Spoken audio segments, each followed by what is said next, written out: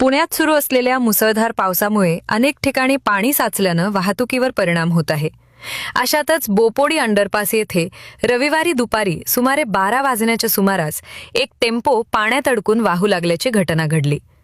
मिळालेल्या माहितीनुसार राहुल पाटोळे हे त्यांच्या ताब्यातील MH12YQ 4304 क्रमांकाचा टेम्पो बोपडी चौकाकडून आंबेडकर चौकाकडे घेऊन जात होते. अंडरपासमध्ये रस्त्यावर साचलेल्या पाण्याचा अंदाज न आल्याने टेम्पो पाण्यात अडकला आणि वाहू लागला.